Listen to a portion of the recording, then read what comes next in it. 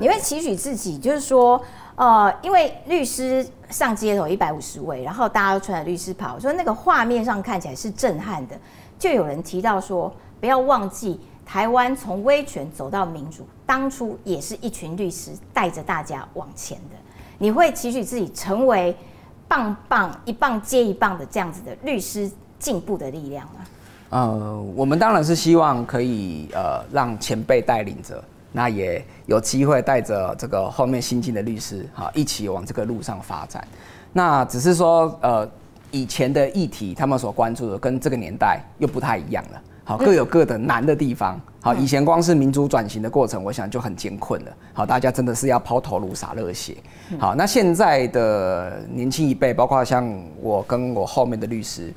比较没有这个经验。好，如果像我可能还有参与到一点点，或者是耳闻过。好，那更年轻的律师，其实他们出身本来就是一个很自由、言论也很畅通的环境。对，所以我觉得大家会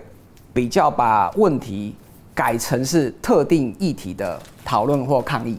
好，但是我觉得议题跟议题间，包含到像现在宪法诉讼，前一阵子的国会扩权，好，跟接下来的各种问题，还有人权问题，他们其实是密不可分的。好，你很难一个问题解决或突破了，那其他就跟着都解决了。好，所以我们想做的就是说，让相关的议题也好，或者是让政府的运作以及这个权力之间的对抗，再加上人民权利的这些保障哈，它其实是可以被看到的。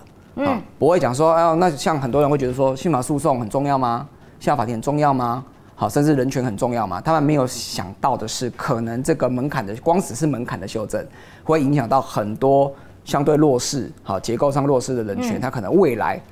他有机会的路都被封住了，好，这其实是我们比较担心的，好，所以我们当然也是希望慢慢的去倡议这样的工作。所以接下来，如果这个执政党还有一些不管是府院党团等等的，再委任你去帮忙辩护的话，你还是会愿意吗？我的意思是说，在你被骂说你是绿油油、你是侧翼之后，你还会有勇气去接这些诉讼案吗？接案子一定都还是愿意的哈，看那个案子我们对他的认同程度，当然也要人家有肯定我们。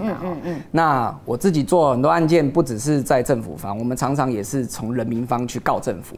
好，所以只是大家现在看到的可能是我们做国会扩权这案。对，其实我更多的案件其实是以行政机关为对象，好，我是人民这一边的。对，那我觉得这对我来说都是一种学习跟进步啦，因为它是不同的思维。以前我早期学公法，就是比较是对抗政府、对抗国家权力啊。我都是原告方多，我那时候也会觉得说，我没有很想担任机关那边。早期好，比较年轻的时候，可是后来我觉得，接了机关政府案件，我发现有一个很大的意义跟特色。我比较知道实际上运作会遇到的问题是什么，他们在想什么，他们的困境在哪边。有时候可能是法规的限制，你没有修法，那基层公务员他只能这样。有些可能是。公务员文化的问题，好，我讲一个最实际的，就是很多案件其实，在宪法行政法上面，现在也说，你可以调解，好，可以找到双赢。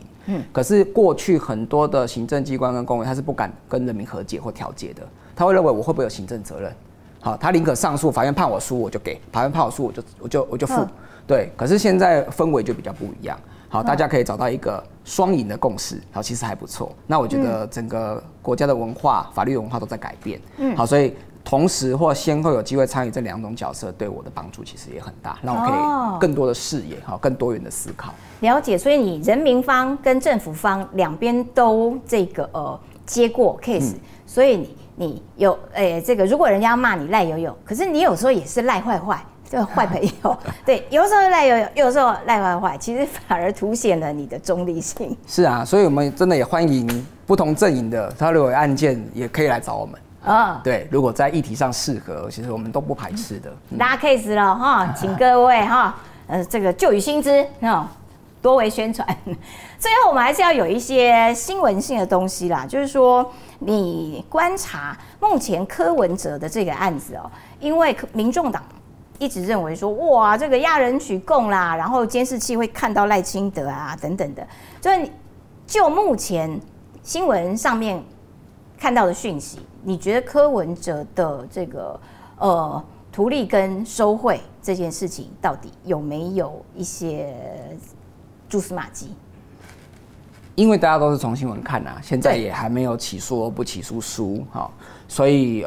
就我自己专业的极限，我其实没有办法做很深入的评论啊。不过有看到几个大家在讲，譬如说，那是不是要押人取供？对，有没有押人取供？现在法院还有在做这件事吗？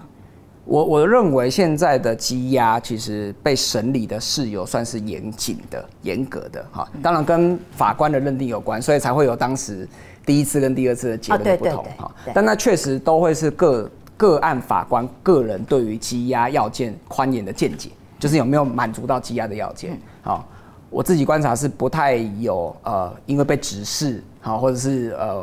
怎么样的一个情况或受到舆论影响而决定要押或者是要放。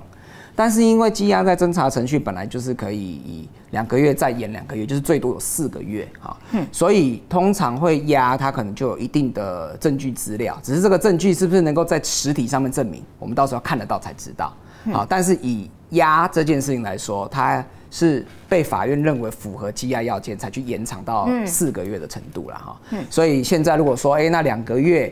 这个没有要起诉，没有查到东西就一定要放人，这个说法可能比较不符合现在刑事诉讼法的规定。但接下来如果到了4个月满，还真的东西都不足以到起诉的程度，那就会面对他们现在质疑的这个问题。所以还一段时间去观察。所以黄国昌的讲法是说，给你2个月的时间了，你都不努力，北检都不努力，竟然没有。这个还没有办法起诉，所以2个月并不是一个观察的时间点，对不对？2个月没起诉，是不算是检察官不认真。对，我觉得多久起诉才没办法显示他认不认真啊哈。但是至少法律上他可以2个月再加2个月，这是没有问题的。对，那以这么大的案件来说哈，看起来关系应该也是蛮复杂。我想